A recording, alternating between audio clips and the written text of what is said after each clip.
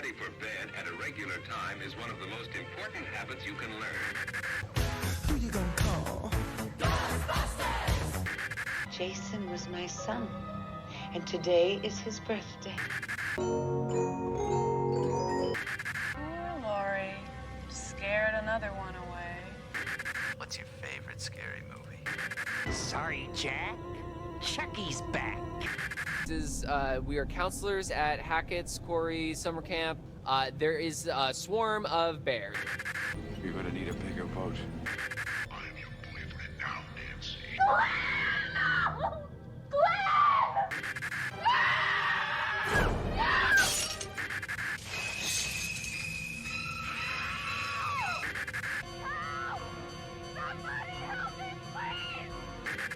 Most people are so ungrateful to be alive, but not you.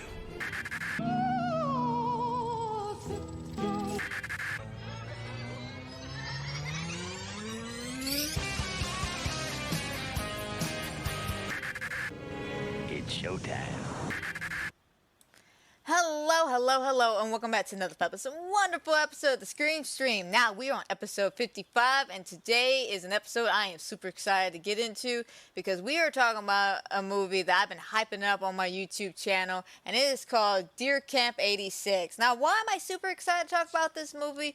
Well, for one, again, I've been hyping it up for months. I've been saying, oh, when I get my hands on the copy, when I'm able to sit down in theaters to watch it. Unfortunately, my theaters were not kind to me, and they only played like 1 or 2 showings a week, and it was like in the middle of the day when I'm at work. So I never got a chance to do that. But over the week, I did wind up going to Walmart. It's there right now, $10. Not even, I want to say, maybe $9. But yeah, no, you can go to Walmart, pick it up, and have a good time watching it.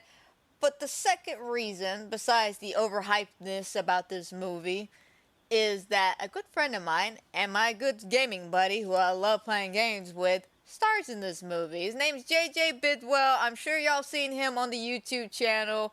Noob Sweat, I think is the channel's name. If not, I will link in the description down below here on YouTube. If you're listening on Spotify and or Anchor, go to YouTube, check him out, because he is a riot. He is fun to play with, and like I said, he's a good friend of mine. I actually know him personally, so that's the second reason why I'm super excited about this. I'm very proud of him for being in this movie. He's been talking about it for about roughly a year or so before I got to sit down and watch it. And I was just so happy. I mean, I got to the point that when I got to Walmart earlier this week to grab it, I just saw it in the newly released section. I grabbed it. I was like, oh my God, that son of a bitch did it. I can't believe he actually did it. And there's a guy standing next to me. Don't know who the man was. Complete stranger to me. But I said this out loud. The dude looked at me all confuffled and confused. And I was just like, my buddy's in this. And then pointed at Bidwell. Like the dude even knows who the hell I am or who the hell I'm pointing at. But yeah, no, I embarrassed myself. But I think I got my point across. My buddy was in this, and I was very proud of him. But this movie, I'm going to be honest, it's not necessarily my cup of tea. It is mainly because of the elements that it is more of a comedy horror than it is a horror. Like, don't get me wrong, I love comedy horrors, but I'm more of a horror fan than anything else. Like, I'm sorry, I feel like with certain movies, you get too much comedy into it and it becomes less of the spooky jump scares and like crazy storytelling and more of crude humor and just fart jokes in the end of the day. I mean, tell me I'm not wrong about that. I mean, I hate to say it. Look at some of the more popular comedy horrors nowadays. You know, it's just a lot of crude humor. And this movie, I think it did a pretty decent job with kind of balancing the two. Like, there were some moments I felt like the humor was a little spiked up more than it should have. But I get it. They're just having fun in the movie. You know, they weren't trying to scare the shit out of people. But it did have some good moments put across it. And I will say, Bidwell had a lot of the best lines in these movies. I'm not going to lie. Don't get me wrong. Some other people, such as the guy who plays Carlos, Josh Dominguez. I hope I'm saying his name right. Bidwell, if I'm saying his name wrong, please tell me. Please tell me. If I am so sorry, man. I am dyslexic as hell, and I'm not very good about reading names. But he has some good lines, and a bunch of other people have some fantastic lines in there. But Bidwell takes the cake. Buck was just a treat. He's a real treat to have there in this movie. But yeah, normally I don't really talk about horror comedies here on the channel because, well, again, like I said, most of them are more comedy than horror. And that's sad to say. Like, I like a little bit of comedy sprinkled into my horror.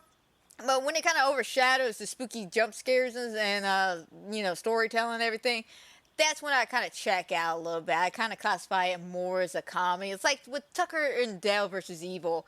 I count that more as a comedy than a horror. Like, don't get me wrong, there's some good ass psycho killer moments for the kids being stupid, but overall it's more of a laugh till you drop dead scenario than it is, oh my god, it's more or less than that.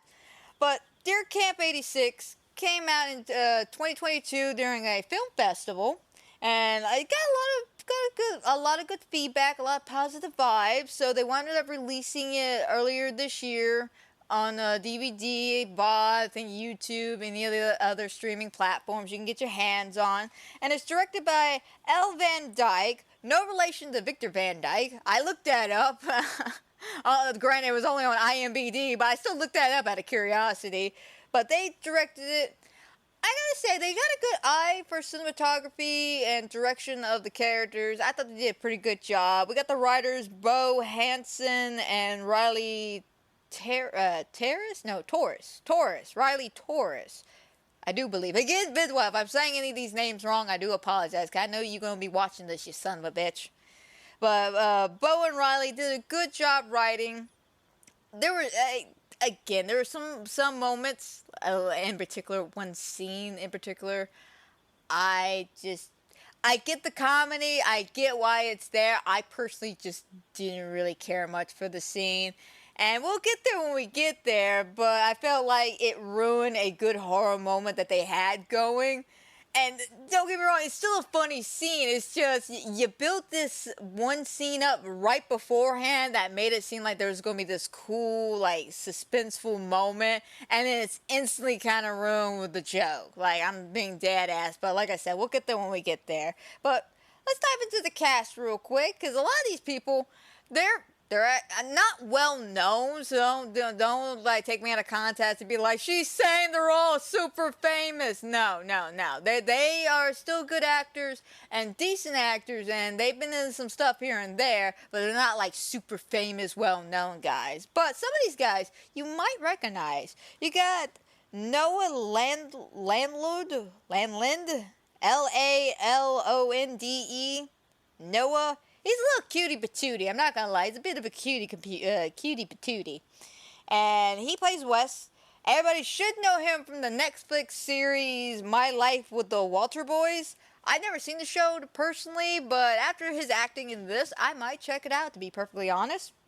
You got Paul Wilson, and I'm pretty sure, I'm 100% sure, could be 99.9% sure, that Paul Wilson is related to Patrick Wilson, and we all know Patrick Wilson from the Conjuring franchise. I do believe they are brothers, according to my buddy Bidwell, and I think IMDb.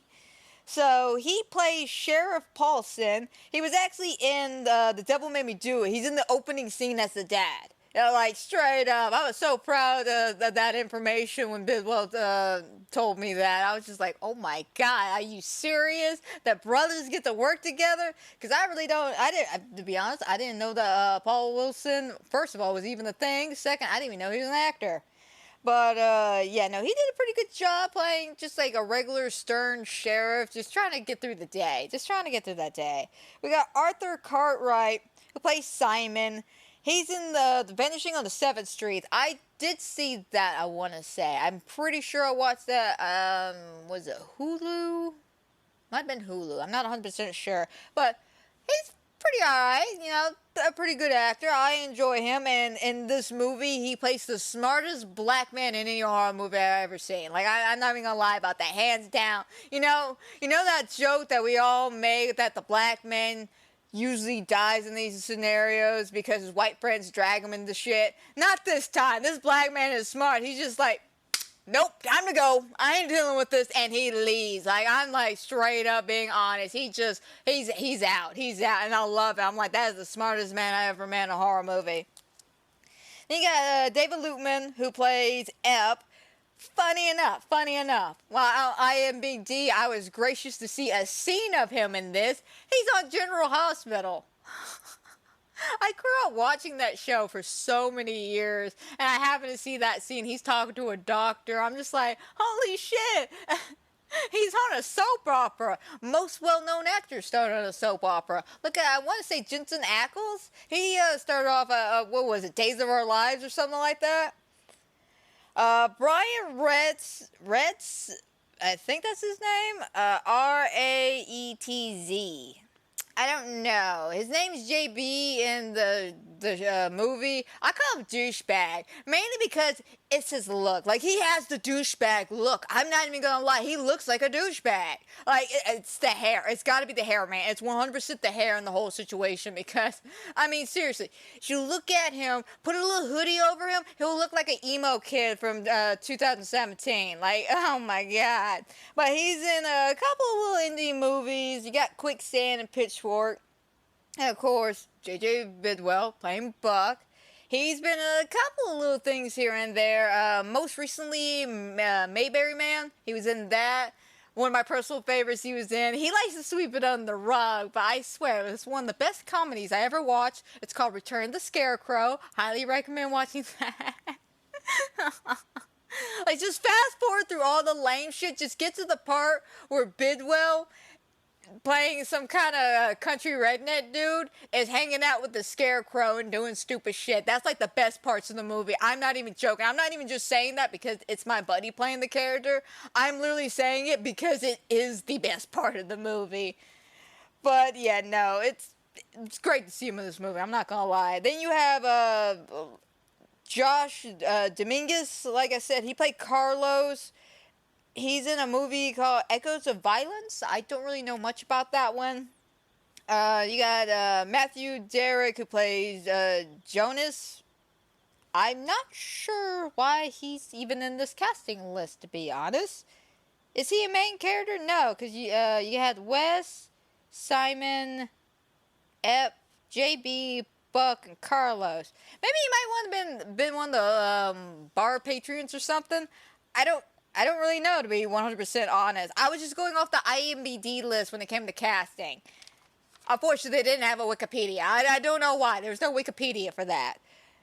Then you have Alex E. Miller, who plays Deputy William. I'm having a stroke. Fantastic.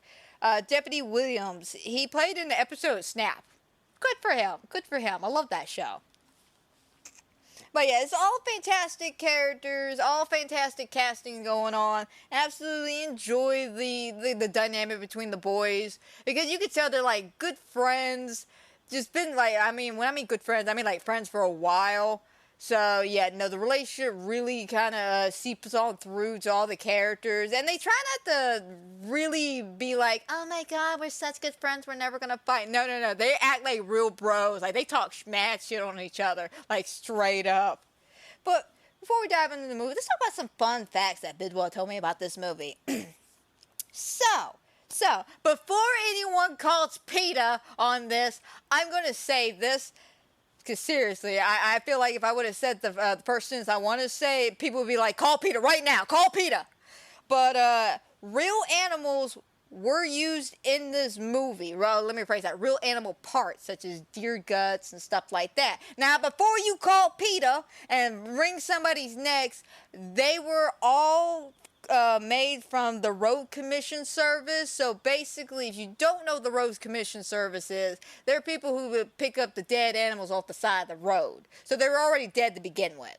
So don't call PETA, don't start your pitchforks, put down the torches. It's okay, no animals were harmed in the making of this movie. I 100% swear to God. Ask my buddy Bidwell, he's the one who told me this information. But yeah, I thought that was interesting. And not many movies do that shit. Like, straight up, a lot of movies don't really use live animal shit. I really wouldn't say live animals because they're dead animals. But the point is, not many movies use realistic, if not real entrails of deer parts. Because, you know, it's a bit of a taboo situation. But if you, I guess, get in contact with the road commissions, they could hook you up. I want to say TCM, not the video game, the movie back in the day. I want to say they did something very, very similar with a lot of the, like the dead armadillo and stuff like that. So, you know, it's not an uncommon practice, but a lot of people just don't really do it. They rather just, like, cheap it out and, like, make it themselves, which, you know, kind of ruins the effects, you know. But that's just me personally. Bidwell told me that this filming, or let me phrase that, the filming of this movie took place during COVID. Now, the reason why I'm giving the camera a weird look if you're watching this on YouTube and not listening to it on Spotify, so we all remember Jeepers Creepers Reborn, right? We remember that piece of shit movie, right? Why is it both these movies were filmed during COVID, but yet this movie made by, no offense guys, like seriously no offense, like I'm not taking cheap shots or anything, but it's really true, newbie amateur directors and writers did a better movie than whatever the hell was going on with Jeepers Creepers Reborn. Like, first of all, Deer Camp, they shot on site, on location, all practical effects. Jeepers Creepers, what the hell was up with that green screen and bad CGI? Like, what was that shit? Why is it one is better than the other, but yeah, both were filmed at the same time, basically? Like, that makes no sense whatsoever. But the filming took roughly about 16 days in the middle of the woods. I want to say it was during, like, the fall time, so it was kind of cold. Not, like, overly too cold, but I think Bidwell was really feeling the bite there because he told me that during the filming of all this, he actually wore his dad's hunting jacket, which I thought that was so sweet. That was really sweet because apparently his dad was an avid hunter, and God rest his soul, apparently he has passed away several years ago. Back in 2010, apparently. But I thought that was really sweet. A good memory and an honorable... I was going to say honorable death here, but that makes no sense. But it's a good honorable thing that he wants to carry on his dad's legacy by wearing a jacket that it was his, especially during a movie about hunting. Another little fun fact is during a certain scene where they're all picking their guns, first of all, he pointed out that they couldn't actually say the names of the guns. Like, they don't say Smith & Wesson, you know, shit like that. They actually got to call it like a 44 or 12 and all that because apparently that costs money.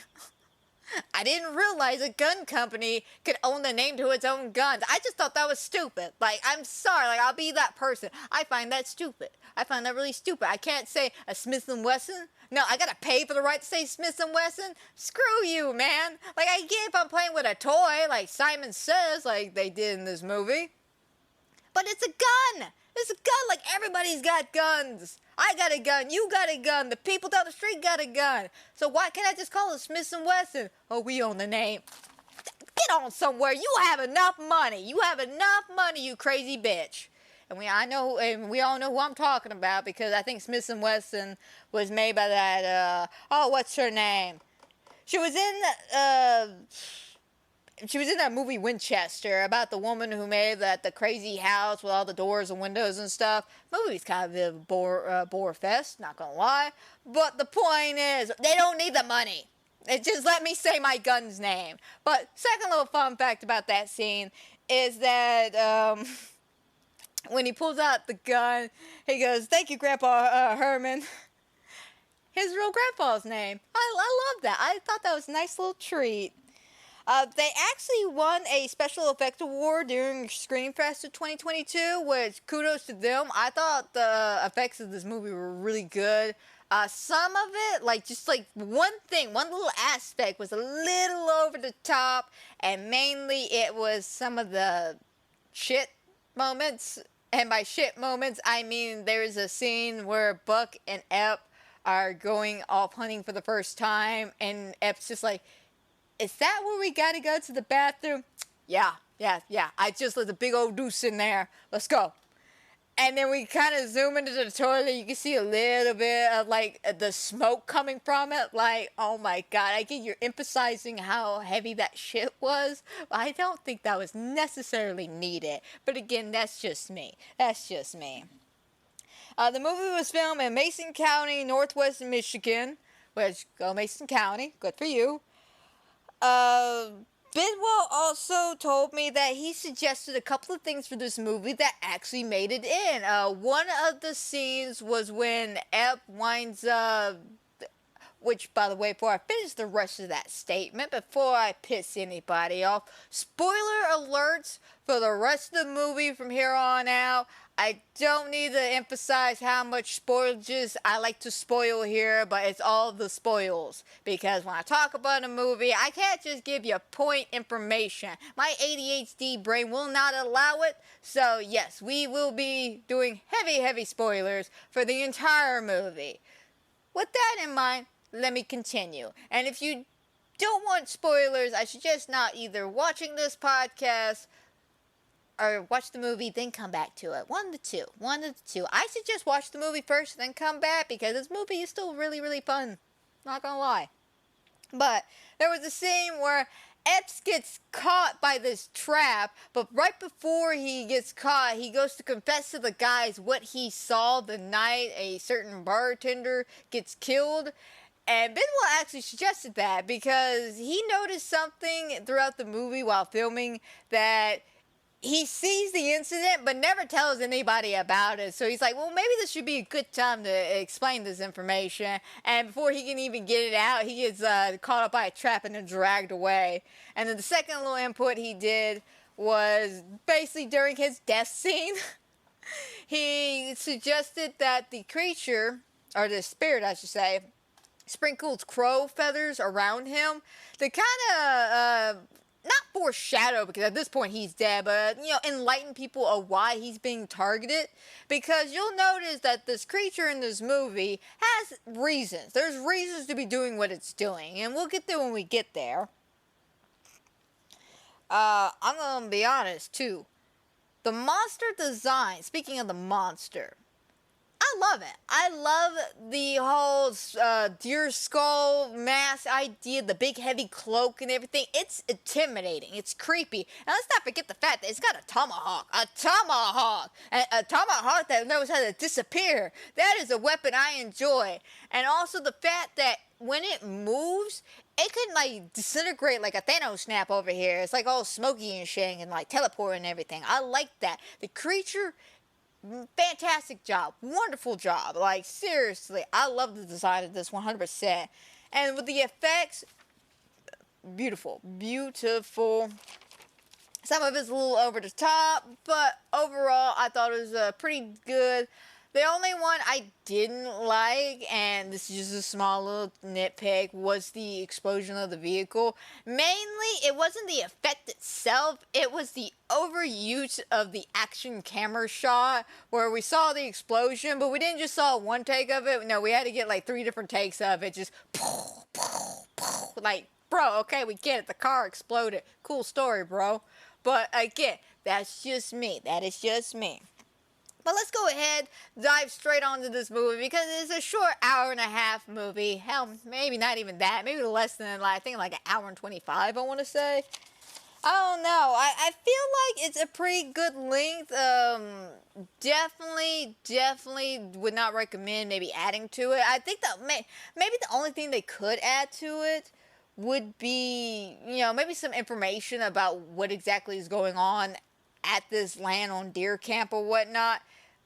Well, and you know, if you think about it, if you truly think about it, maybe they could explain that in a sequel, you know? Maybe do a prequel that explains, hey, this is why this incident keeps happening. Because you'll see that history keeps repeating itself over and over again. And there's got to be a reason. There's got to be like a deep-seated reason of why this keeps happening. Multiple times over multiple different years. I don't know. And the way the ending of this movie is, they could, you know, set up for a proper sequel where it could dive more into this information. I don't know, but the point is, I need more information about why this keeps happening, because you kind of leave it, you leave it off with a bit of a cliffhanger of, oh my God, what the hell? And then, you kind of left just kind of scratching your head. And to be frank, I hope there's a sequel. I really want there to be a sequel because of the fact that if they bring back the same writers. Now, about the cast, I don't think they could really bring half the cast back because of the fact that most of them are dead by this point. But I would like to see maybe like Wes and the guy who plays Simon, come back and explain, hey man, don't do this. Or maybe hell, because we know Star survived by the end of this movie. Maybe we could get some explanation from her of how come she's still alive. We saw her die. What the hell? Like, seriously, there's sequel potential out there for sure. But, only time could tell whether or not they're going to greenlit something. If not, not a bad one-hit wonder movie. Seriously though.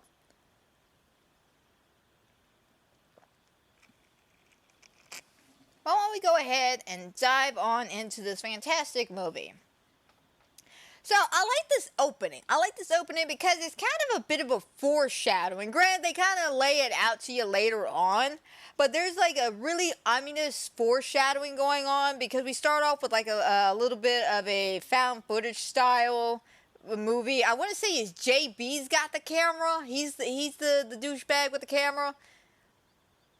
Man, that makes him more of a douchebag now. Think about it. There's always a guy in a horror movie that's got I'm having a stroke here. But you get what I'm saying. There's always a douchebag that has a camera on hand and he's recording everything for no freaking reason. Like, it's like, bro, why? Like, I get it. You want to commemorate some moments, but seriously, your buddy's getting a tig pulled out of his ass over here and you'll record this? Oh yeah, no, I caught that, but we'll get there when we get there.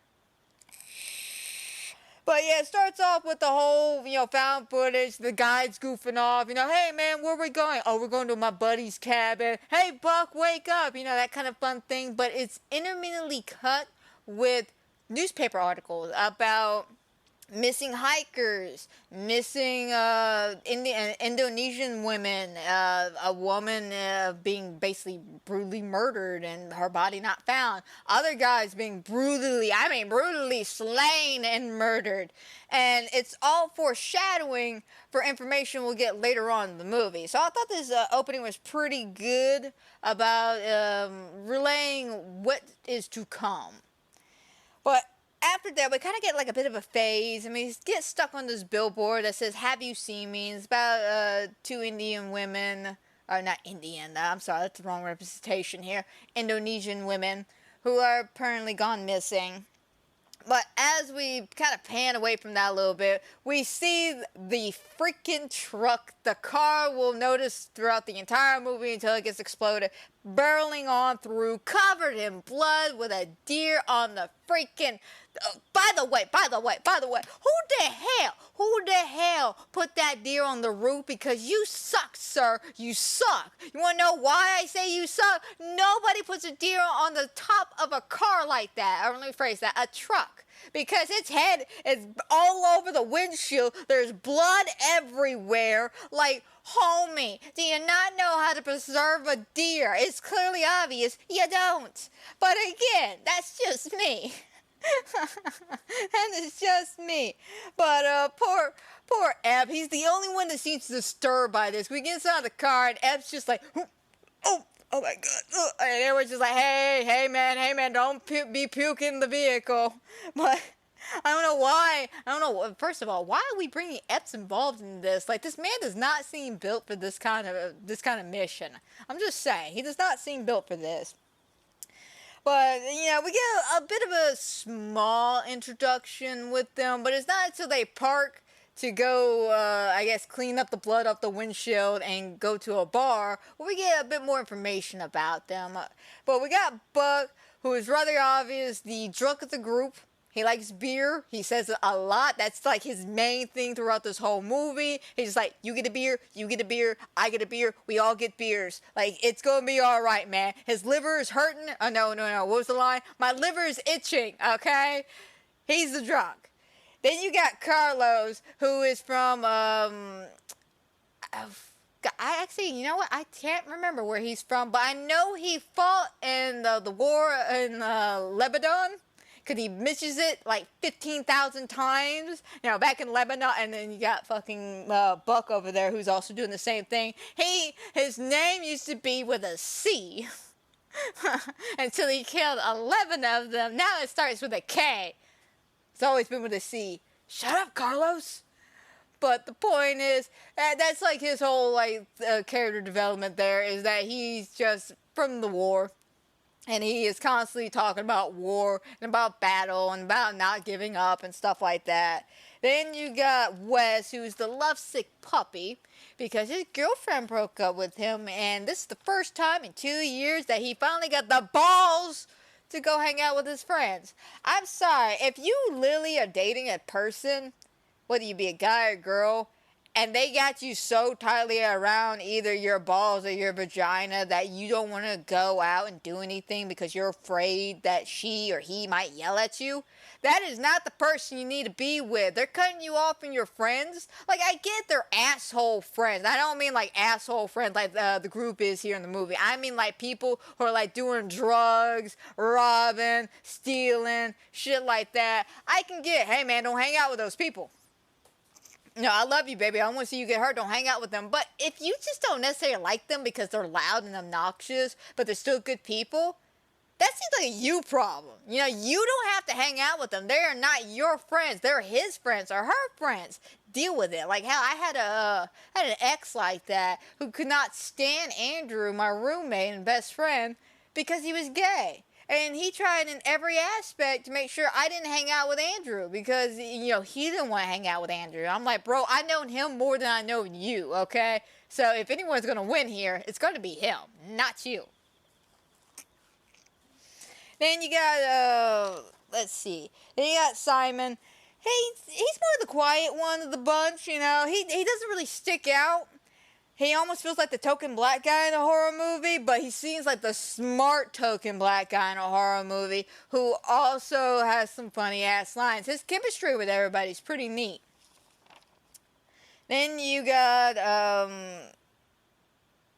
let's see, and then, yeah, that just leaves Epps. You see he's a nervous wreck. He's a little shaking tick. Yeah, nothing too crazy. He feels like the oddball in the group, but he also feels like that one that everyone feels bad for, so they kind of tuck him up underneath the wing and be like, it's okay, Epps, we're all friends here. Because there is a moment later on where they all kind of cheer that he finally gets his balls back. But we get a small bit of introduction with just some bits of dialogue here and there of, you know, hey man, we got beer in the truck, my liver's itching, you know, just like little stuff like that that kind of inform you who these characters are, what they're doing, where they're going. But they end up going into the bar. And as soon as they get in to start drinking, Wes sees a very cute bartender. Timber. No, a cute bartender named Star. No relation to the Star from the Lost Boys. But she's cute. I like her. I think she's adorable. And Wes seems to like her. And I did notice something, too, when when watching this movie. JB has a bit of a crush on her. If you look at some of the movements he does when he's around her and Wes, you can see Wes is like flirting hardcore to her. And JB tries to be a douchebag and shut that shit down. Like, he literally tries to do that and then, like, slide in himself. And she's just not interested in JB. But again, he's got that douchebag face. Like, I'm sorry. If I had to choose between Wesley, who's got a cute boyish charm to him, or a guy who looks like a douchebag, I'm going to pick the cute, charming guy over here. Like, no offense to JB. I'm sure on a good day, you're fantastic, man. But JB, no. It's a no for me, dog. It's a no for me. But as, you know, he's getting to know Star a little bit, some fucktard, I'm gonna be honest, comes walking up, all drunk and shit, talking some mad shit on Star. And Simon and Wes kind of chime in, tell him to back the hell up. And then he does, like, the nastiest thing I've ever seen in my life. He spits in a can, stirs it, and then drinks it like, oh God, just thinking about it now makes me want to throw up. Like, oh my God, that was nasty. But after that, the whole point of them, by the way, is to introduce some people they're going to get into a fight with in a few minutes. not much to them. They're a bunch of drunk rednecks. That's all you need to know. A bunch of drunk idiot rednecks. But after that, Star, kind of gives you a bit of the rules for the movie. Like, it sounds stupid, but hear me out. These are a bit of the rules to the movie. And she gives out a toast, and she's like, first, respect the Great Spirit. Only harvest what you need. As in, don't go out your way to kill multiple things that you don't need. And there's a scene where Wes has the opportunity for something like that, but he doesn't do it. We'll get there when we get there. But that is one rule: respect the spirit. And that can mean more than one thing as well. Besides respect the spirit of the world and of the forest, respect the spirit of the pissed off creature that you awoken because some jackass wants to be a jackass and take what's not his. But again, we'll get there when we get there. Second, honor the deer. Respect the kill. Don't go ham on the kill. Don't just like blast it away. Mercy killing. Don't go crazy. Carlos goes a little crazy at some point. So remember these rules, guys. Remember these rules, because these do affect what happens to the boys. Which, again, I like this. I like this, the fact that she makes a toast about this. And then the third rule, not overly too important, but she likes to make a mention. Tip your bartenders, you cheap assholes. But, yeah, those rules kind of set in place what happens to the boys, because as the movie progresses, you'll notice a lot of things that the boys do that kind of earn them the chopping block on the creature's, hit list, basically. Because they just don't know how to honor the kill, respect, and mercy. They don't know any of this shit. Because they're all just a bunch of drunk hunters. Which, by the way, not a good combination, but, that's just me. I feel like you shouldn't get drunk and wave a gun around. But, some of these are professional alcoholics here. But after that, Buck starts a fight. Okay. So he doesn't necessarily start the fight, but I'm pretty sure somebody said something to Buck, and Buck's just like, what you say to me? Buck, what's going on? I don't know. Why don't you ask the cast deliverance?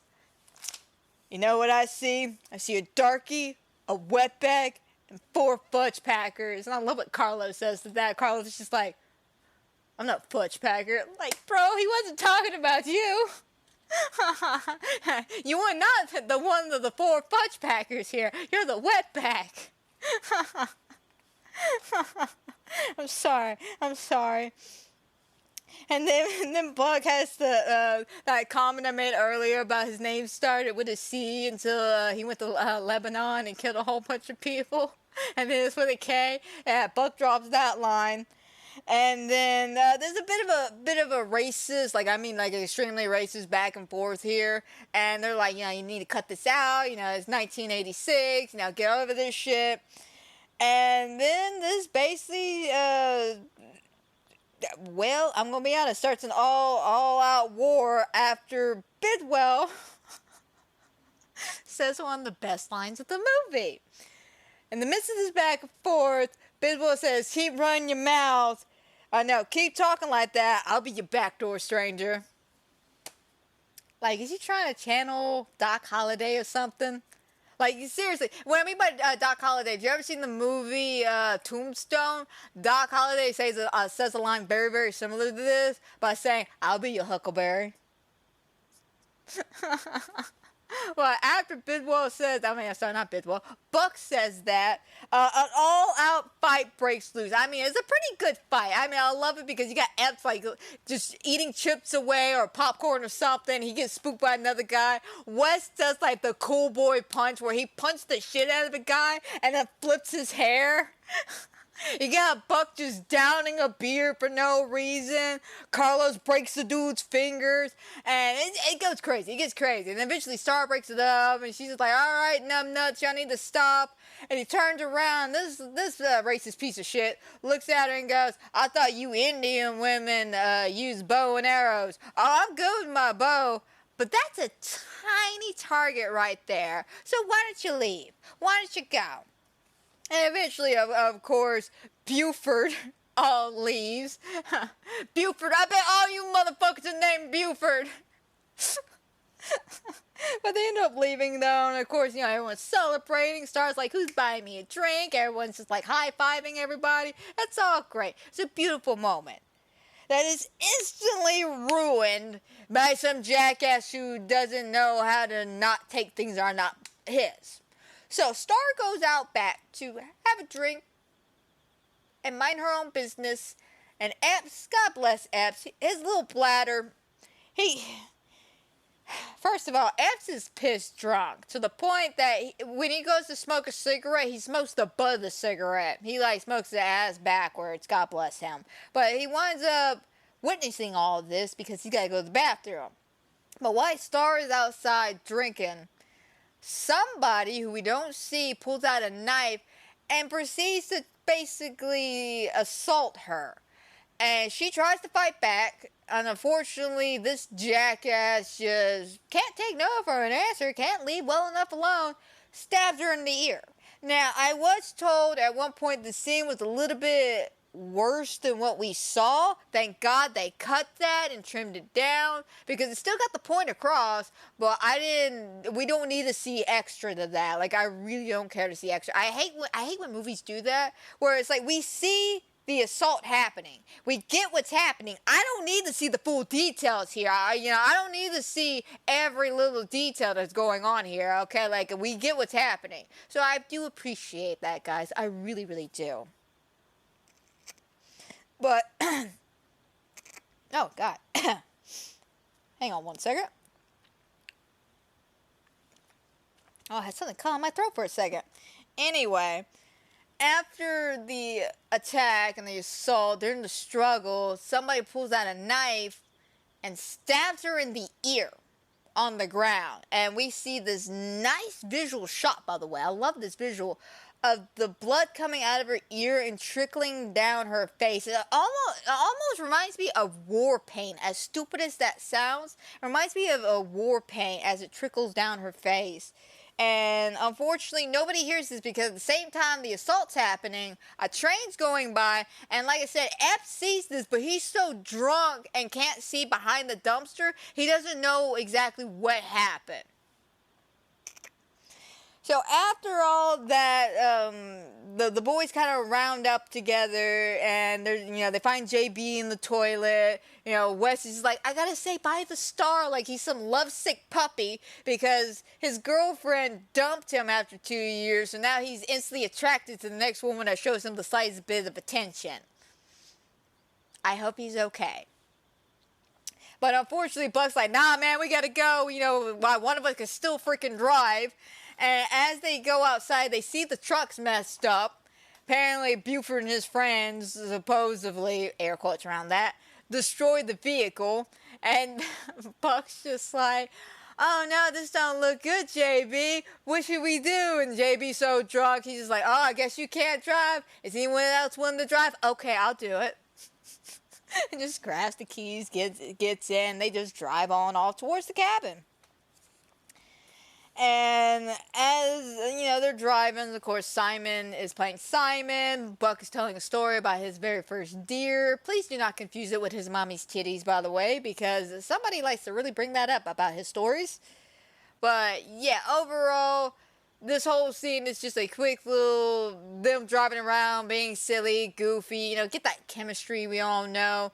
And they finally make it to the cabin, and they don't let down on poor Epps. And like I said, Epps is drunk, so they're going to get him more drunk. So they get to the cabin, they light a fire, they're starting a party, they're having a good time. And at one point, Epps, as they walk in, before they, let me rewind for a second. This is a bit of important, not super important, but it's like a horror movie cliche here. Good cliche, but still a cliche nonetheless. When they get in before the party, they're looking around the cabin, and Epps points out that there's a bear trap on the wall. And I want to know, why did he ask, what's that for? Motherfucker, it's in the name. It's in the name. It's called a bear trap. It's for peasants. That's what it's for. It's for peasants, okay? It's for all the sick little peasants out there. Like, seriously, what the hell do you think it is? I get he's drunk, but come on. Anyway, so they start the party. Everything's going grand and fantastic. They're celebrating that first deer that they brought in because apparently they tagged it before they even got to the camp. And they're drinking. JB's recording. They give poor Epps dip in beer, and he can't handle it, so he pukes. And eventually everyone kind of passes out for the night. So that next morning, we cut to the sheriff, and he gets a phone call about Star's death. You know, the deputies found her body, and he just goes, ah, shit, and he starts going through all these files. You know, picks out, like, I want to say, like, 3 or 4 different files, and starts going through them, and of course his little buddy comes in. He's like, Sheriff, yeah, what's going on here? And he's like, another one has gone. This has happened multiple times. What do you mean? Well, back in, and he starts like handing him the files, and you see that multiple hunters over the years have gone missing and then wound up dead after an Indonesian woman has been killed. So, you know, that might be connected, but unfortunately, it's labeled as a bear attack. Classic cliche right there. It's always a bear. It's always the damn bears. I don't know why it's always the bears, but people like to blame bears. I thought we learned from the quarry to stop blaming bears for everything. Who turned out the lights? Maybe it was the bears. No, it's not bears. It's werewolves. But anyway, and he shows off that, you know, the bodies that were found were all mutilated, destroyed. One guy can only be identified by his dental records because there was nothing left of him. And my God, I would love to know what happened to those people. That looked gruesome. I would love to know what happened to them. That's an idea for a sequel, everybody. Make that one a movie. I would love to see what happened to those people. Granted, we all know they're going to die, but I would love to see them die. But the sheriff does, you know, inform us, and his sheriff, The sheriff informs not only us, but his deputy as well, that this happens multiple times, and he needs to find out who talked to Star last night, what's going on before other hunters come up dead. So they head straight to the bar because they know they need to get all the information they need, and they also need to go talk to Buford because the deputy did inform them that Buford was also there at the bar. So after that, we cut back to what the boys are doing in the cabin. They're waking up, you know, for breakfast and all that, and eventually we get to the gun picking scene. And as there's a big old pile of guns on the table, you know, one guy's just like, I got the bolt action, you know, I got a Model 1894. Thanks, Grandpa Herman. That was Buck. I got 410, you know. But again, like I said, they don't drop any actual names because you need to pay for that right. Again, I find that stupid, but that's just me. So everybody ends up splitting off to go hunting. We have Ep and Bucks together. We have Wes and JB together. And we have Simon and Carlos together. Ep and Buck, great chemistry. Great chemistry. You know, the comedy just like bounces off of each other because Ep is such a nervous little tick and Buck's so confident. And God bless us for not paying attention to Bub, but Buck's like, all right, from this point out, don't say another word. Okay. What did I say? What did I say? Let's go. It gets to the point that they're trying to cross a creek, and Buck, no problem getting across, no problem. But Epps, he's being a little bitch. He doesn't want to get across, and Buck's just like, get over here, get over, come here, come. And he starts throwing sticks or rocks at him just to make him come. Like seriously, it's just a little creek, man. Move it. With Simon and Carlos. Carlos kind of ditches Simon. Like, Simon tries to have a casual conversation with Carlos about, you know, Buck and about how they know each other and all this shit. And Carlos is just like, I hunt alone. See ya. And then, like, leaves poor Simon. And then we got Wes and JB. And they're talking about the bar and the incident. But there's one line in particular that JB says that made me go, he's the killer. One line. Now, what was the one line? He grabs that beer, looks at it and goes, I really don't want a beer. But after last night, I need this beer. Now, homie. Why would you need a beer if you were just in a casual bar fight? Everybody else is doing all right. What did you do that made you need this beer? Yeah, no, that was a rather obvious dad giveaway line. To me, that was. So, you know, and you know what? Again, we talked about spoilers here, but that is the case. JB is the killer. He's the one who killed Star. And again, we're not supposed to know this till the ending of the movie, but that line right there was a dead giveaway for me. I guess I watched too many horror movies, but straight up, that was the dead giveaway line. So, Simon, at one point, because he's left alone, he's looking around with his gun, and he sees something in the woods. He can't quite make it out, but it's gone within a flash. As soon as he sees it, he goes, what? And it turns around and it's gone.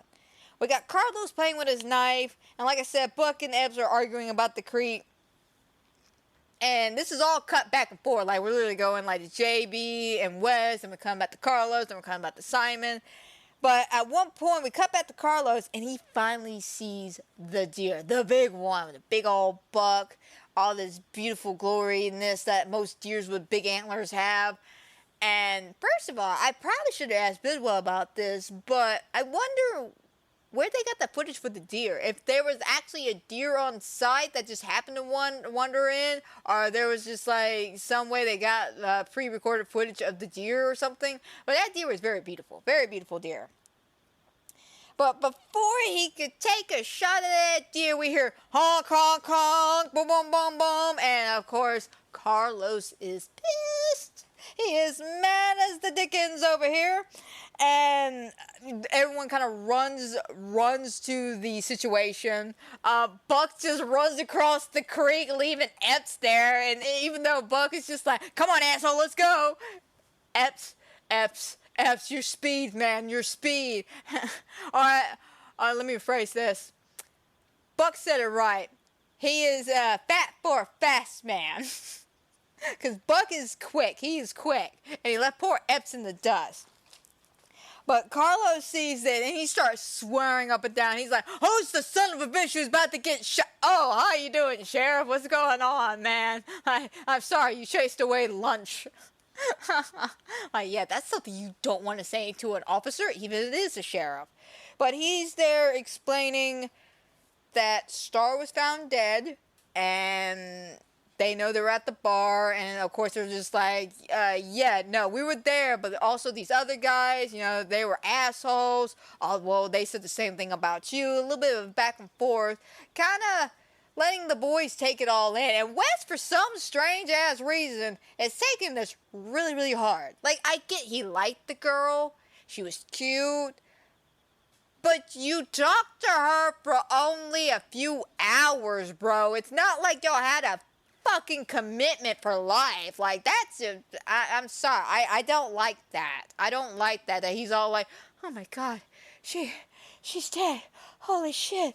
Like, bro, it was a bartender you met for all of 5 minutes. Yeah, she was cute. You were probably going to get laid, but I'm sorry she's dead, but get over it. Like, I like, again, I'm with Buck. Just like, hey, let's drink to this. Because, I mean, again, it's sad that she's gone, but where's the personal connection here? Like, where's my actual emotional bond here? Like, I don't get upset every time I look on the news and they're like, such and such have died. I'm just like, oh, that's sad.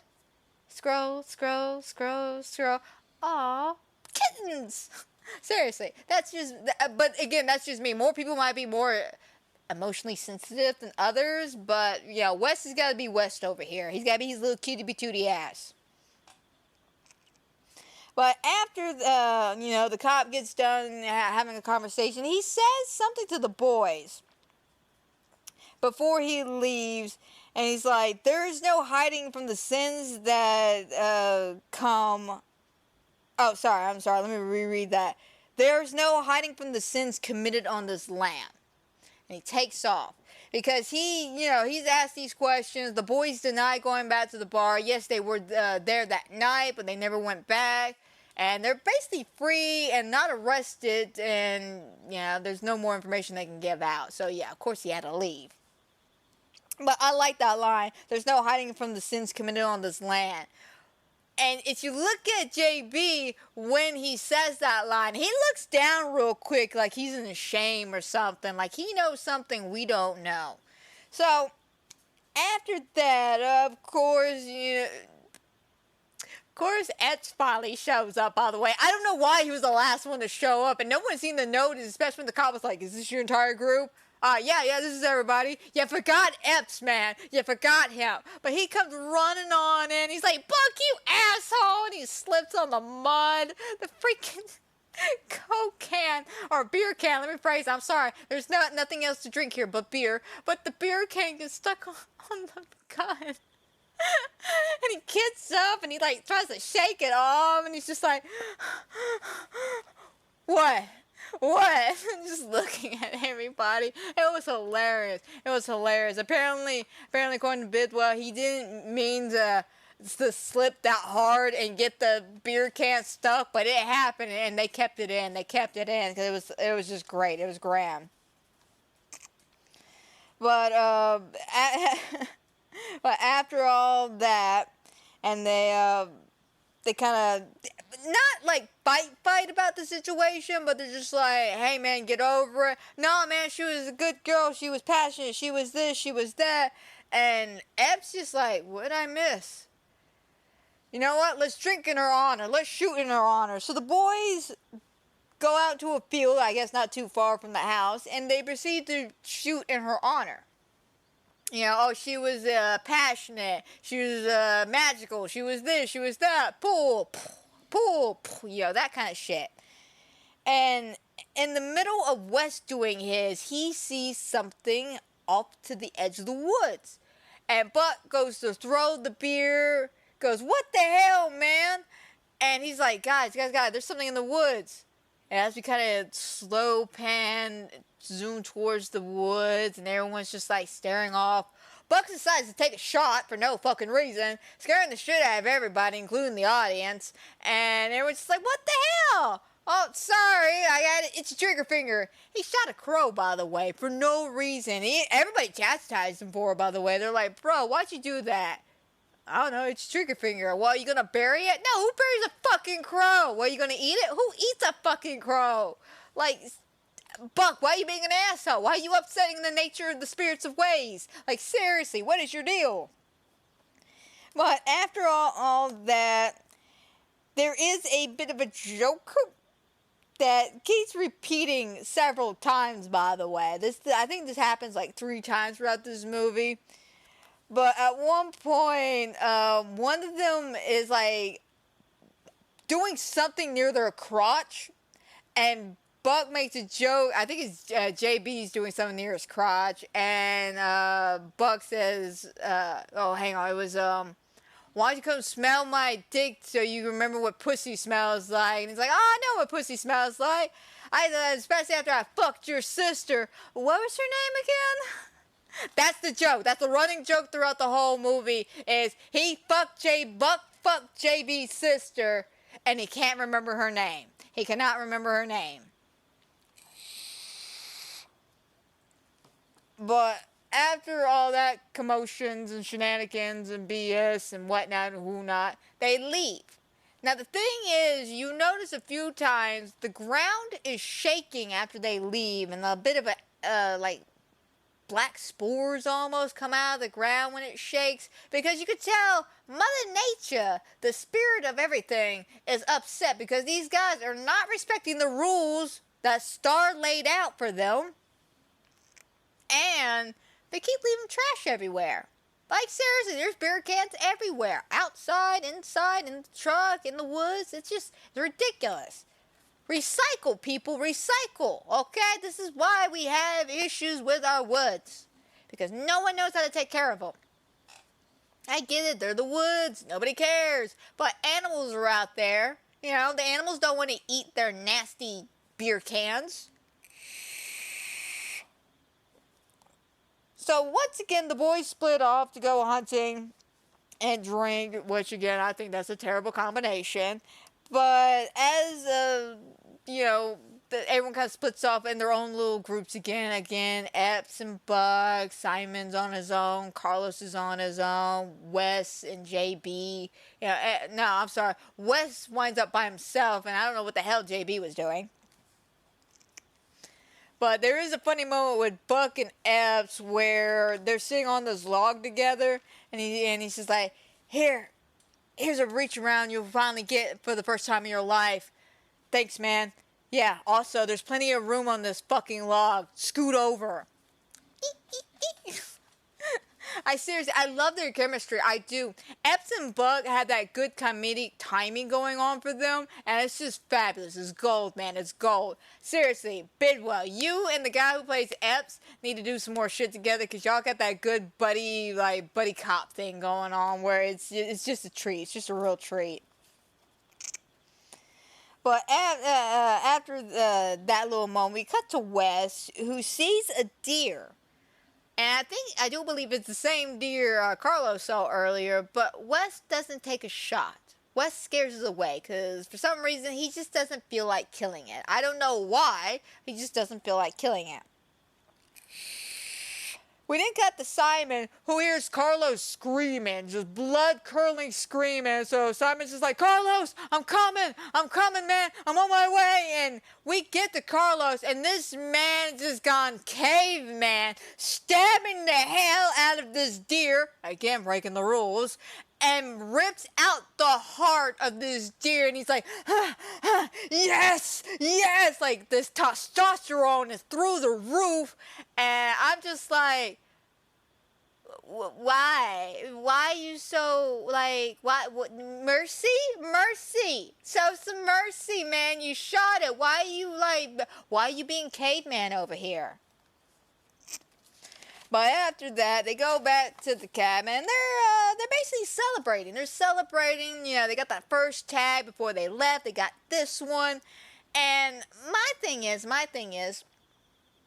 it's a doe, right? It's a doe. They shot, I'm not saying it's a bad thing they shot the doe, but I think there's a particular, again, I'm not an avid hunter here. Yeah, I know a little bit because my dad was a hunter, but isn't there a particular seasons for bucks and for does, or is it all the same thing? Like, I'm not 100% sure. I feel like certain deer species are off limits during certain seasonal times because we need the women to reproduce to get more deer, and then we need to get rid of some of these bulkier men that are walking around.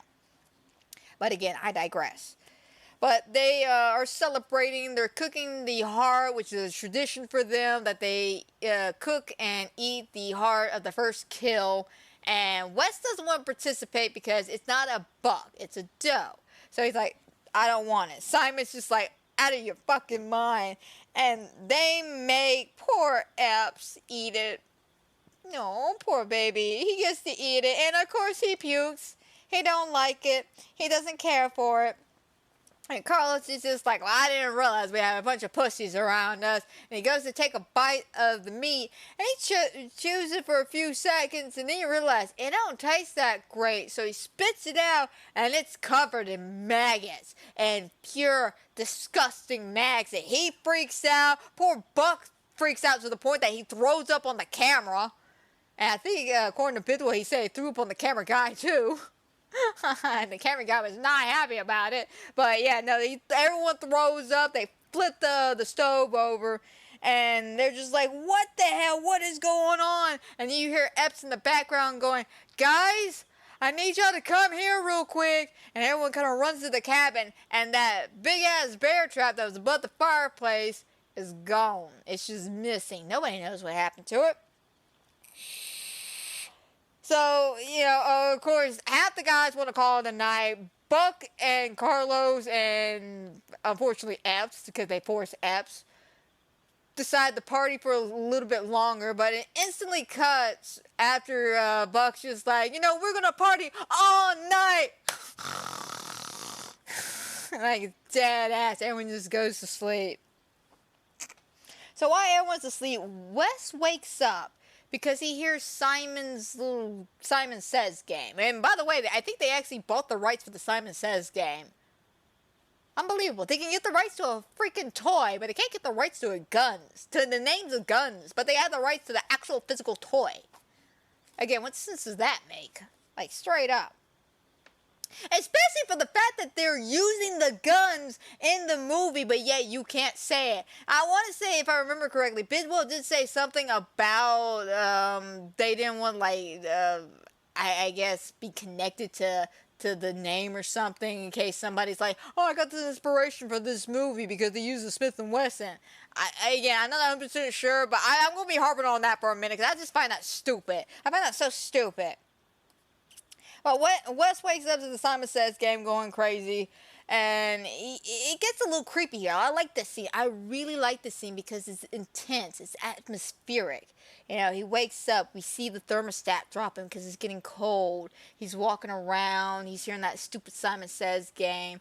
So he walked up to the little fireplace, and he starts putting the logs in, warm up the place a little bit. And as he's doing that, a ghostly, shadowy-like hand just comes out the stove, grabs the log, pulls it in, shuts the door, the flames go up, Wes stands back, and all you hear is Epps screaming in the back.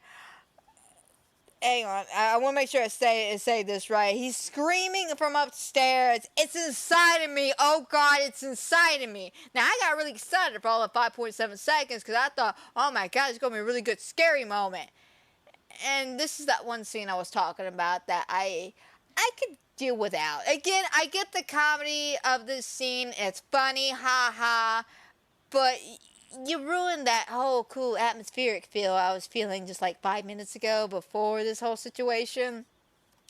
And yeah, like, again, it's a bit disappointing, but it's still a funny scene. Don't get me wrong, it's still a funny scene. I still died laughing because Carlos is like the best. He is the best.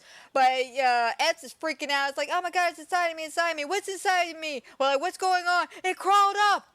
Crawled up what? What crawled up? Crawled up where? Inside of me. All right, come on. So they take him downstairs. They put the generator on. They pants him, and they take a look. They have him like basically like a pregnant woman or a woman getting a UTI check over here. Legs spread open, and it's a deer tick on his sack. I'm not joking. It's a deer tick on his sack. And according to Bidwell, they did use a prosthetic that was pretty cool for the close-up shots of it. But, yeah, that's the whole gist of it. Now, what sells this scene for me, and the reason why I don't absolutely hate this scene, I still find it funny, is Carlos is like, I'll get it off, man. He's got, he's got a cigarette in one hand, he's got the knife in the other hand. And then we see Epps, oh God, it hurts, And then Carlo pops up with the cigarette in the mouth, just, I haven't even touched you yet. And then goes back down. Like, he looks like Markiplier for one, but second, that was just a great line. Just the way he comes up and says it and then comes back down. It's hilarious. It's hilarious. But they end up pulling off the tick very slow and painfully, but he survives. And, end the scene, basically, on that part. But before we can all celebrate, Buck's over here like, you want a beer? Let's get a beer. Let's get everyone to have some beers. JB screams out, guys, you want to come take a look at this?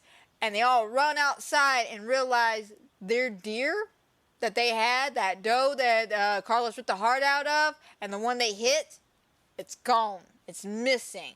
Nowhere to be seen. So Carlos is mad. Carlos is just like, who the hell stole my deer? I'm going to kill a son of a bitch. And then, everyone's just like, let's go hunting. Come on, let's go hunting. And poor Epps is just like, we're not really going to shoot anybody, right, guys? Like, we're not going to be doing this. Come on, Epps, come on. So they go hunting, and for some strange-ass reason, JB decides this is a perfect opportunity to start recording. But thank God he did, because we have a really good scare coming up.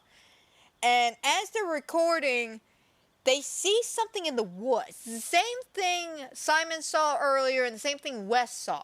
But we finally get like a decent look at it. But they're all leaning in. And they're like, what is that? Is that a bear? No. Carlos, what are you doing? I'm gonna shoot the damn thing. No, you're not. Let it eat. Leave it alone. And it makes this guttural sound.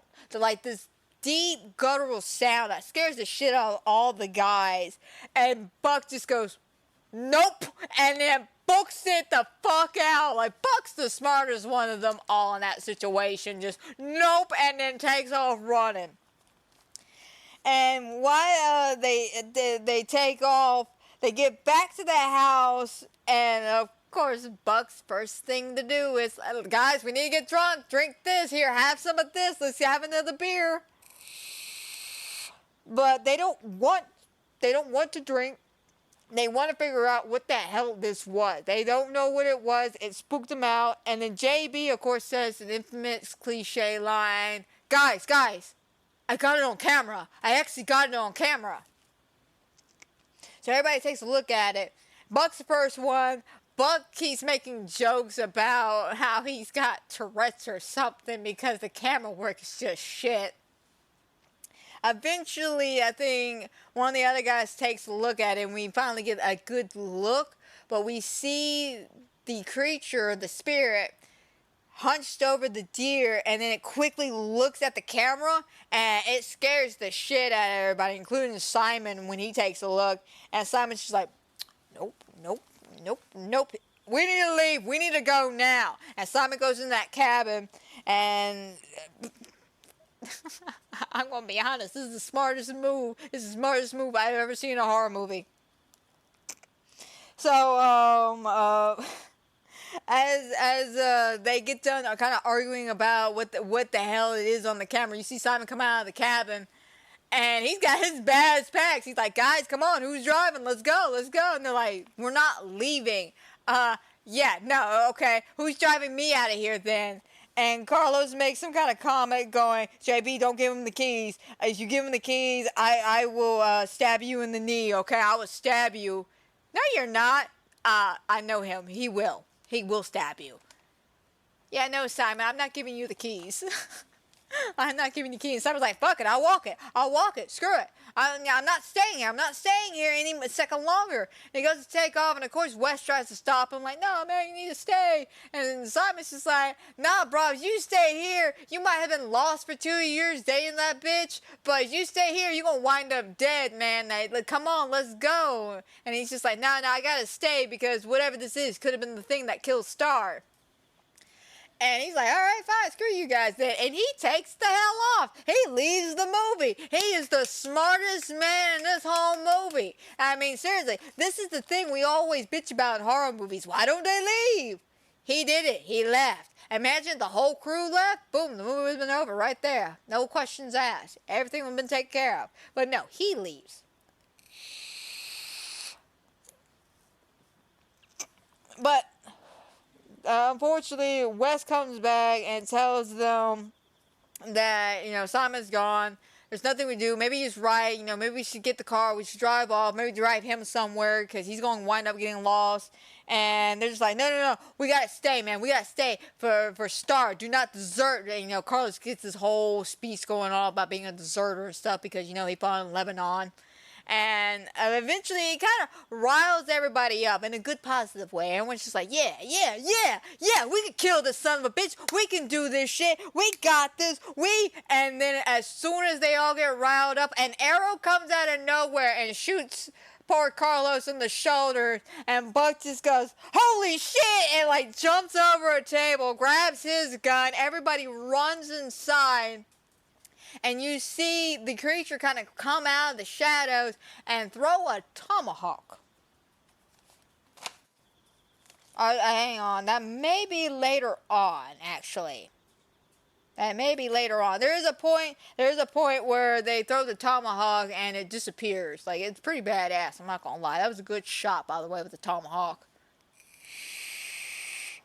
But they get inside, close the door. And unfortunately, everyone's just like, what do we do with this? And Carlos is just like, you gotta push it through. What do you mean push it through? You pull it out, the briars are gonna rip everything out. So they gotta drink. Everyone's gotta drink, and they gotta help them push that arrow through. And they successfully do. And it turns out it's not a briar head at all. It's a stone head. which that's not used very often, but it looks very efficient, especially the damage on Carlos' shoulder. But because of, them being all riled up, now they're drunk and riled up, they're just like, let's get that son of a bitch. Epps, get our ammo, and they all take off running outside in the woods, chasing after this creature. Now, first of all, I'm going to be this person. Guys, fellas, listen. If you were hunting in the middle of the woods, and an unknown creature-like human thing is chilling around, you saw that thing metabolize out of nowhere, and it shot your buddy with an arrow that it's a stone tip, that should have been your clue. Maybe Simon was right, and we need to get the fuck out of here. But no. We're men. We're burly hunting men. Like, we can't let this thing tell us no. We can't let this thing treat us like shit. We gotta go after it, man. So they all take off running, and eventually they just get tired. They can't seem to find the thing, and Epps finally catches with the ammo. He's like, guys, I brought the ammo. I brought it. Here you go. No, man, you carry it. You're the bitch. I'm not carrying this. I brought it all the way up to y'all. And eventually there's a bit of a spat, and Epps can't take this anymore. And he's just like, I'm tired of you assholes. And he throws it down. Like, it's like that moment, that meme that goes around, just, I'm tired of this, Grandpa. Well, that's too damn bad. It's one of those moments, except no one says that's too damn bad. He starts laying it on them. And then he's just like, oh, a bunch of assholes. Y'all been treating me like shit since the day we got here. Like, what the hell is going on? And you can all suck it. Just some shit like that. And all the guys just stand there and they, man, your balls finally dropped, bro. Your balls, yes. And the F's just like, I'm starting to lose my cool like that. Hey, man, don't apologize. We give you shit, you shove it right back up our asses. That's real friendship right there, though. That is real friendship. I will say that. Like, that is some real, true friendship. Like, if your friend's giving you shit, give them shit back. Like, if you're real friends, it'll bounce off each other. If you're enemies, it will sting. But if you're friends, it'll be cool. But after that, everyone kind of calms down a little bit. I feel like it's the adrenaline kind of wearing off a bit, They're all excited about going hunting after whatever this creature was. And then we had this, like, a burst of out moment. And, everyone kind of chills for a second. Epps looks at them and goes, guys, I need to tell y'all something. That night, that star, and before he can even finish that statement, a trap wraps around his legs and it pulls him down, and everyone kind of looks over him. This is kind of one of those funny moments, if this was a comedy, this would have been fucking hilarious, but I feel like because it was in a horror movie, this was one of those moments that wasn't needed. I feel like personally, if it would have been a lot more scarier, if it would have snared him and then just yeeted him down and left everyone going, holy shit, Epps, and then run after him. But no, there's this moment where he falls over, looks up at the guys, and everyone's looking down at him, and he's like, guys? And then he gets yeeted down the mountainside. And of course, everybody runs after him. They lose track of him. And eventually they find him strung up in this makeshift, I don't even know what to call it, like an altar or something. But they walk up to him, they're like, Epps, buddy, you okay? You good? Like, what's happening? And they come around, and his tongue is kind of pulled out, just hanging there, and his guts are just there are none. There's like a hole where his guts was, and his guts are on the floor. The guts are on the floor. And there's this funny ass moment where he wakes up for like 5-6 seconds, kind of freaked out, I guess realizing he's dead. And he shits himself, and Buck just goes, I think he finally took that shit he wanted. Now let's take a pause for a second. Why did Epps die? Let's think about this. Why did Epps die? First of all, look at the way he was killed. His tongue was ripped out, and then his guts were pulled out, laid out. He could have said something. I get it, he was drunk. And I feel like that's probably why he got attacked the way he was, because he could have said something, but didn't until that moment. He had no guts. Like a Negan moment over here. Just, I know what the problem is, Spencer. You got no guts. Oh, shit, I've never been so wrong in my life. I'm sorry, I love that scene from The Walking Dead. But the point is, he had no guts to tell anybody what he saw until the big burst of outburst that he had. And his tongue was kind of ripped out or pulled out because he didn't say anything. Was he a bad guy? No, he disrespected the spirit. He disrespected the spirit, and he paid the consequences for it. That is why I believe he died the way he did. Now, I could be 100% wrong, but this is the way I portray it, is he died because he didn't say anything. He basically watched it, which is just as bad as committing it. Like, if you think about it. Go back to that episode of Black Mirror called The White Bear, where her crime was, all she did was watch, but she could have stopped it. And the same thing here, Epps, after taking a piss, could have stopped it, could have walked up to it, could have been like, hey, what's going on? But he saw and heard the struggle and just kind of shrugged it off and walked off. He didn't say anything. This is why he died. That's all I'm saying. Like, I mean, yeah, again, I could be wrong, but that's what I feel. So, as they're looking at his body, they hear the sounds of the creature, a deep gutturing roar and growl going on, and they start panicking. So they just open fire at anything and everything. They're hitting trees, they're hitting leaves, they're hitting nothing of importance, to be honest. Like, they didn't even get a fucking squirrel. Like, seriously, you think the amount of shooting they were doing, a squirrel would have died, but nope, they just shoot a whole bunch of trees, figure out they're out, so they go, you know what, screw it, we're out of ammo, let's go. They take off running, leaving the ammo behind, because Epps, I want to say, either Epps dropped it where he was when he got trapped, or it's in front of Epps' body where they were all shooting at. But the point is, they take off running, and they go, let's just get in this car, man, hopefully it works. And as soon as they get to the car cranks up by itself. And they're like, ah, shit. And even I'm just like, oh, shit. Are we having the Christine moment here? But the car kind of gets dragged back a little bit more, and then it gets completely thrown to the side, like just fucking action movie over here. Flips a few times, and then explodes. And we have the action explosion moments. Which, again, I didn't think we really needed all those cuts for the explosion. One explosion would have been nice. But, you know, it was cool. They spent money on the effect. And they really exploded the car. They really exploded. Not a big explosion because they couldn't afford that one.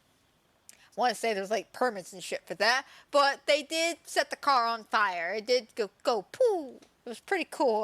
That's what Bidwell told me. He said it was pretty badass to watch that car flip and explode. I wish I could see a car like that in the movies flip and explode. I bet you it is cool. But, oh wait, here's that scene I was talking about where he throws the tomahawk. So, after they see the car flip and there's smoke coming from the vehicle, you see the creature emerge again from the smoke. And it's got a tomahawk, and it just throws it across the, basically it feels like the shot heard from across the world almost, but throws the tomahawk and it lands in a pillar right next to the boys, and they go, oh hell no, and they all run back inside, and as they're barricading the door, the tomahawk just disappears, just poof, gone. And, of course, they're, start arguing about, what they need to do. Buck wants to just run. He's like, we need to leg it, guys. We need to leg it. What do you mean leg it? We can't outrun this thing. No, I just got to outrun you guys, okay? Like, I can do it. And I'm kind of with them on this. So, you should have left with Simon. But, that's my hot take on this matter. But they, come up with this plan. And this plan is simple. They're going to make an electrical cage. And when it touches the cage, they're going to fry his ass. They got this idea from Carlos because when he was in Lebanon, he saw a trap set up that way and watched a man get killed. So we do this whole Home Alone montage where they're building the trap and the cage. You know, we see them take the bed apart. We see them get everything ready for the generator. Like, poor Buck, he's got to drink and go outside. The only reason why he drinks before he goes outside is, if I'm sober, I'm not going to be able to do it. All right, here, man, drink it. And he chugs that beer and he runs out, tethers everything up, and then they wait. Once the montage is over, they just wait. They're waiting it out. They're expecting it at any moment. And Buck makes another joke about JB's sister. What was her name again? Like, shut the fuck up, Buck. Leave his sister alone. Leave his sister alone. But as they're all sitting there, kind of, trying to figure this out. He's like, we got 12 beers left. Okay, let me phrase that. Buck says we got 12 beers left. Chugs it. 11. Throws it to the side. West looks at him and goes, Guys, listen. I know I haven't been the greatest friend in the world.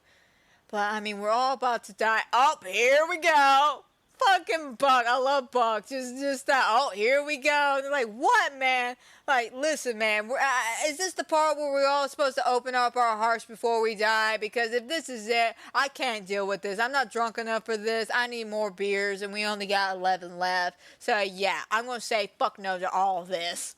Like, Buck shuts that shit down. And I love that expectation, because in every horror movie, when there's a scenario like this, everyone has that little heart-to-heart, just, hey, man, I'm sorry I was a shitty friend. Oh, it's okay. It's okay. I was a shitty friend, too. No. Buck's just like, nah, we ain't doing this sappy shit. Stop it. Stop it now. We in a horror movie. Stop it.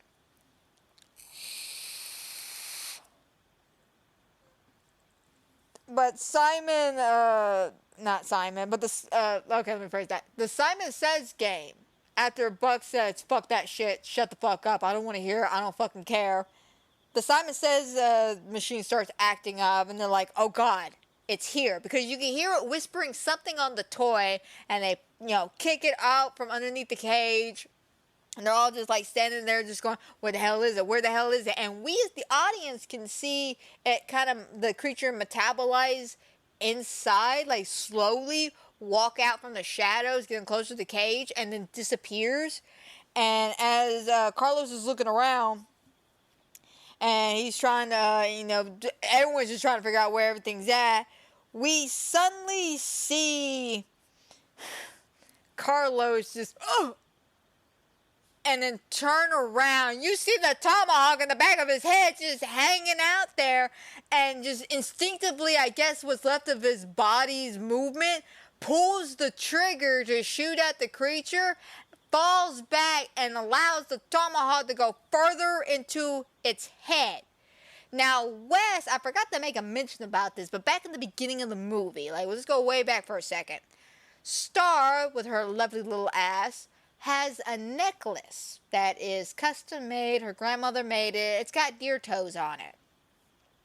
And the reason why I'm bringing this up is because Wes, when he looks at the tomahawk and sees it embedded inside of his friend's skull, he sees the same necklace on the tomahawk. Now that should give you an indication of who this creature is and or why this creature is doing what it's doing. Not only is it disrespect, or it's paying the debts to the people who disrespected the land, but disrespected other people. And we'll get there when we get there. I have a whole theory about what, basically Star is and everything. But they see that, they see Star's necklace, and Buck's just like, yeah, no, not for my original plan. He grabs his dip. Oh, wait, hang on a second. First thing after that is the creature touches the cage. They pull it, electrify it, making it fry up, and it disappears. They think it's dead, so that's when Buck says, not for my original plan, grabs his can of dip, and proceeds to run. He is literally the fastest fat man I've ever seen in my life. Or as he like to put it, he is he's very fat for a fast man. Because no, that's like another running joke. Is the fact that Buck is the fastest. He's the biggest one of the group, but he's the fastest one on the group because he knows how to run. He's got that stamina, bro. He's like CJ from San Andreas. You make him fat, but that man can still run. But as they all like take out, running out of the cabin, what's left of them, we see the creature kind of reforming itself back through these really cool shadow effects of the deer skulls and stuff on the wall. And once it metabolizes, we see that it took Carlos's body, strung it up like the deers he caught, and ripped his heart out. Now stop! Why did Carlos get killed? First of all, he disrespected the land. And second, mercy killing. Think about it. The heart got ripped out. He's the same thing he did to that deer. And he didn't get a mercy death either. He literally got stabbed in the back of the head with a tomahawk, was still functioning for long enough to shoot the gun and then put the rest of it through the rest of his skull. So, yeah, no, just desserts right there. But as they're running and freaking the fuck out, at one point, JB he can't keep up with everybody. He knows he's screwed if he gets caught by this damn creature. So he's like, Buck, what? It's Leslie. What? My sister's name is Leslie. Yeah, I know that, asshole. Before he can say anything, JB just punches Buck in the face. And he's just like, JB, you asshole. Now, again, for the fastest fat man you've ever seen, you would think the moment he got punched in the face, he would, crawl back up and continue running. Because at that point, I would be pissed. I wouldn't be caring about that creature. If some jackass literally punched me in the face because he's weakest link and all that shit, oh yeah, no, but hell no. I'm getting up, I'm charging at that motherfucker. I'm breaking his kneecaps. Yeah, outrun that bitch and then keep off running. But no, poor Bug, he's sitting there like, oh, JB, you asshole. And before he can get up, the creature grabs his leg, and he's just like, oh, God, oh, shit. And the creature stands above him and sprinkles the feathers around him, the crow feathers. And then it takes the tomahawk and stabs him in the chest right there. And then proceeds to sink into the ground. Still holding the can of dip, by the way. I'm surprised he held on to that for so long. And he just sinks down with nothing but his hand and the dip showing. Now stop. Why did Buck get killed? Simple. He killed a crow for no fucking reason. That was one of those rules. That was one of the rules, Don't kill what you don't need. He didn't need to kill the crow. He just decided to kill the crow. And instead of being respectful and burying the crow buried him. End of discussion on that. Like, straight up. That's literally why he died. Because he killed without thought. And unfortunately, because he didn't bury the crow, he got buried. So, after that, and poor Buck ends up dying, we catch up with Wes and JB. And they're like, where's Buck? He fell behind. Quick, man, let's get in this boat, get on the lake, and let's go. So they hop onto this boat, and for what I was told, it was a frigid day on the set during this, and Bidwell was so glad he wasn't part of this because it was cold as hell in this lake. But they get on this lake, and they're paddling as fast as they can. They see the creature, hanging out on the land, and they're just like, we gotta keep going. And as they're going, eventually the boat stops. Like, they can't go any further. And then the oars start being taken from them. And the boat starts twirling around a little bit. And JB now starts panicking. His life is flashing before his eyes. He's like, oh my God, man, I don't want to die. I don't want to die on this. Oh, shit. And I gotta love this scene. I gotta love it because it reminds me so much of Deep Blue Sea. We all remember that scene where Samuel L. Jackson is standing there going, we're gonna make it out alive. We're gonna be okay. Now we're gonna start this shit. And then the shark comes out of nowhere, grabs him, and then yeets him into the water. Same fucking thing happens here. Wes is like, JP, it's gonna be okay. We're gonna make it out of this alive. No one's gonna die anymore. It's gonna be. And before he can finish that sentence, the creature comes out of nowhere and yeets his ass into the water. Done.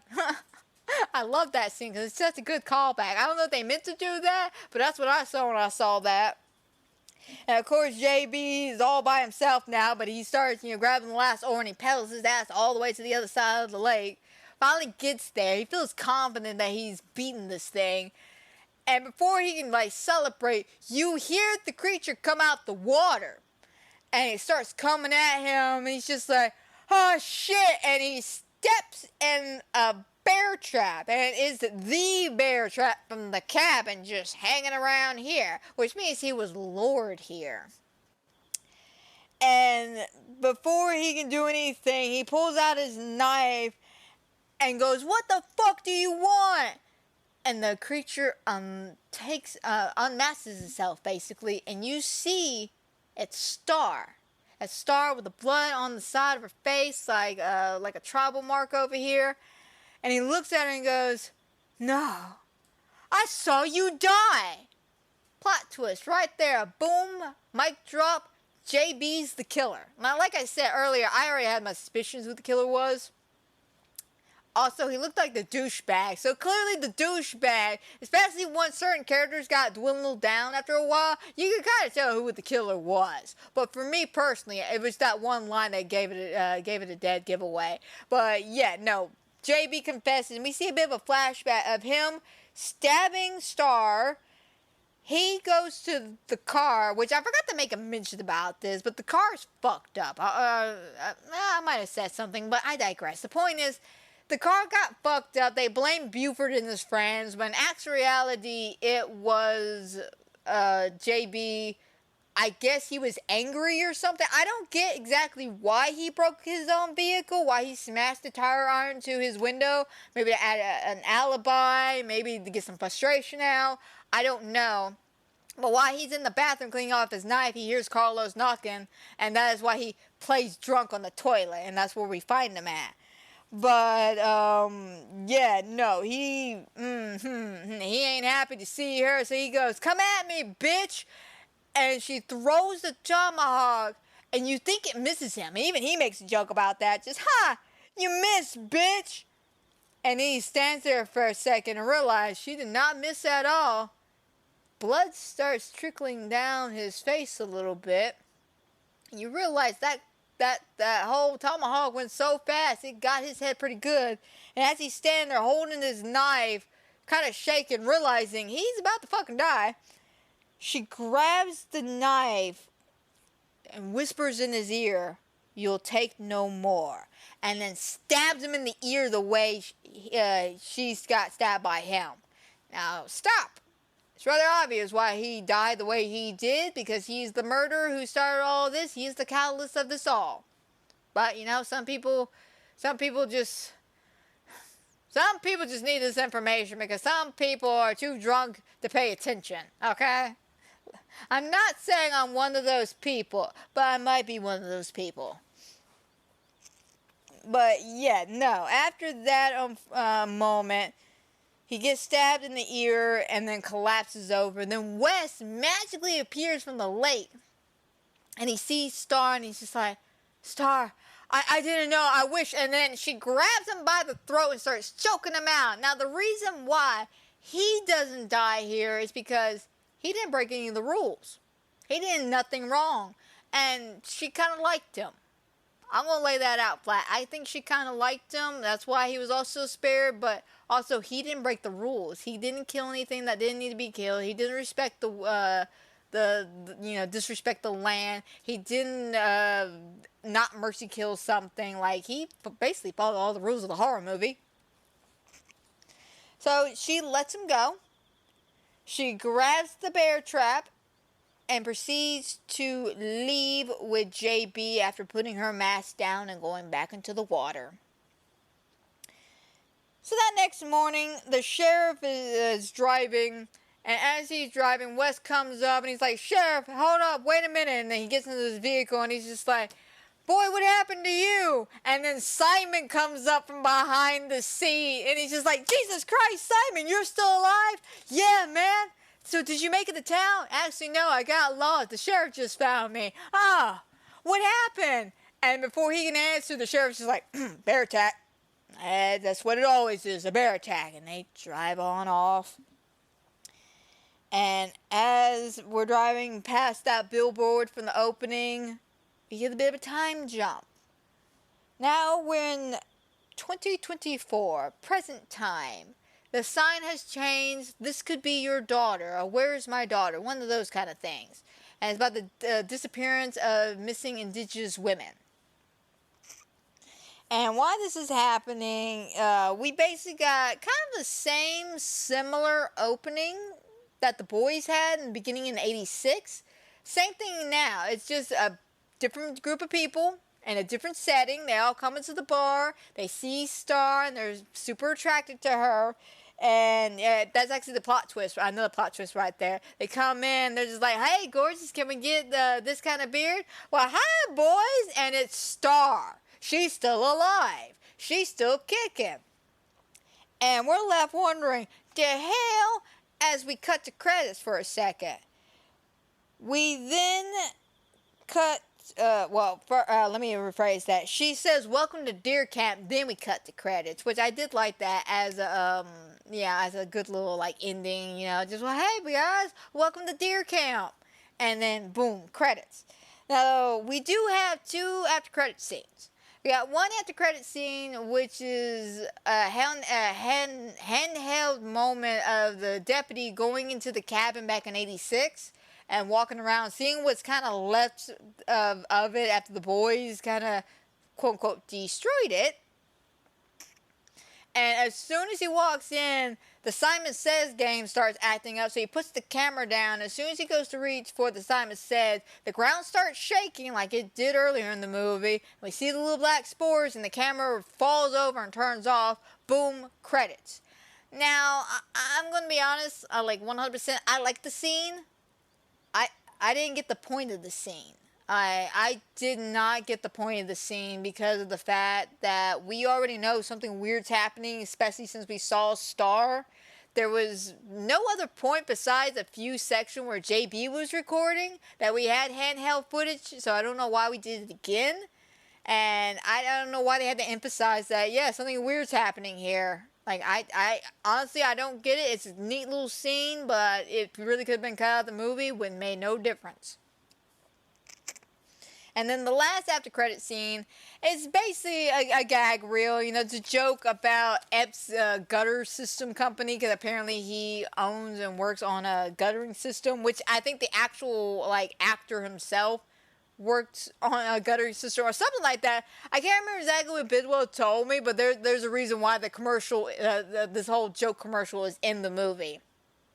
And then after that, we have kind of a goof reel a little bit, where you see the boys just messing up their lines and laughing, you know, the little spit takes and shit like that.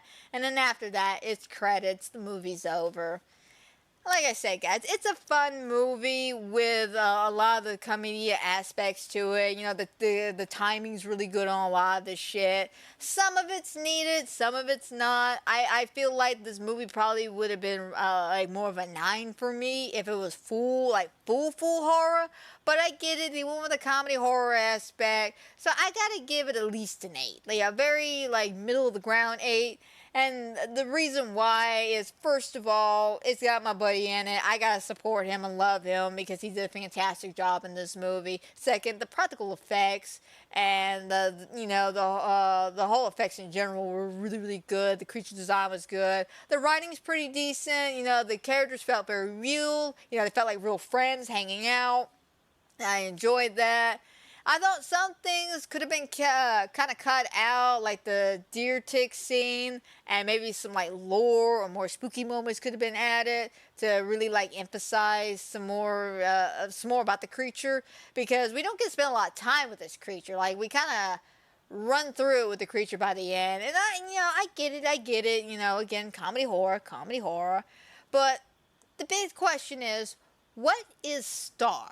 Why does this keep happening? Why does this keep happening over and over again, multiple times? What is she? And that's a lot of good questions. That is truly a good question. But one of my theories is she's some kind of like a guardian test, if that makes any sense. And if it doesn't, let me try to break it down. So we get to deer camp, and the first thing is the bar, which is called the Peace Pipe. And the Peace Pipe is like the main headquarters for her. She sets off the rules to the hunters. All right, guys, this is deer camp. It's that year. Hunt this way. Respect this. Da da da da. And if all things go well and normal, like it does every few years, it should be fine. No problem. No missing people. No deaths. No shit like that. But every few years or so, like in 86 and 2024, it feels like. And before that, sometimes people break the rules, and she's there to enforce it. Now, usually the catalyst, for some reason, is always the attack and disappearance of these indigenous women. Why is that the catalyst, though? What is it about this land that is so sacred that throughout the years, I'm not necessarily saying it's star regenerating, but some kind of family tree or some reason why her family has been picked to do this. It's almost like a curse almost. Like she is forced to die to start the ritual so they can kill these hunters as revenge or some bullshit like that. Like I said, a sequel could really explain a little bit more. Now, I don't need to go into full backstory details. I don't need to know who her mother is and all this shit. I would just like to know a little bit more information about why this is happening. Like, there's got to be some kind of story behind this or why this keeps happening. And we know there's a connection. We know this happens multiple times throughout the years. We know it has to do with the attack and murder of an indigenous woman, and it's usually the hunters involved. So it could be some kind of curse on the land. It could be a curse on Star and her family. Star could just be some kind of guardian as a test. Because the fact that she came back, which means she's not necessarily dead. So she could be testing these people out to see if they're worthy of living. See if they're worthy to hunt on this land. I don't know. But, my theory is that it's just some kind of test. It's got to be some kind of test. And it's whether or not you pass the test.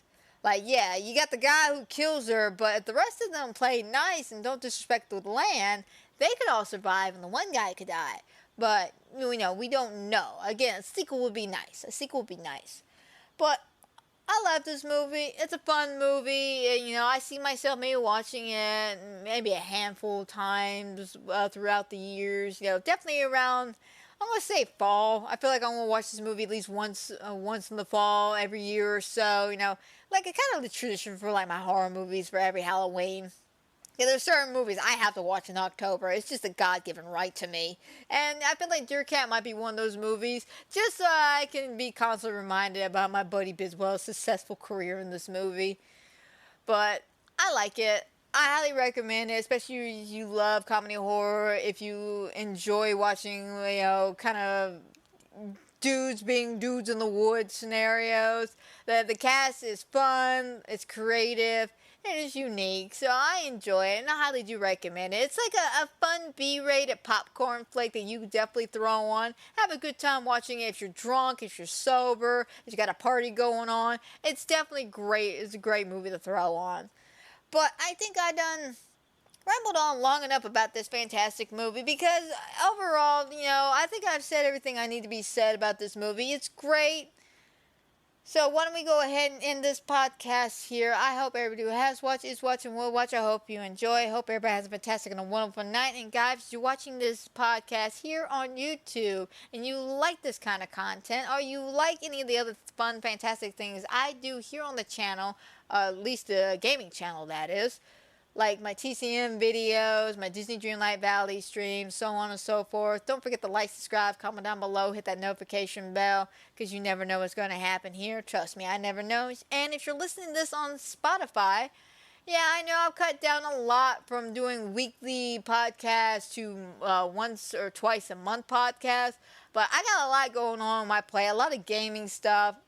I'm going to be honest, guys, when it comes to the podcast, this is more of something I did to fill in the time and days when, we have some dry spell with the gaming and everything. But the next time I do a podcast, I'll probably be doing a ranking system on the Until Dark games, because I feel like I'm about to start that on the channel for my Variety Thursday stream. So I do highly recommend you check that out at Amanda Plays 93 here on YouTube. Unless you're already here on YouTube and watching on my channel, then check me out on Thursdays. I'll be starting that come next week, or technically at this point, if you're watching it, it'll be later on this week. I am recording this a few days in advance. But that's a story for another day. So until then, my friends, y'all take care, and I'll see y'all next time for episode 56.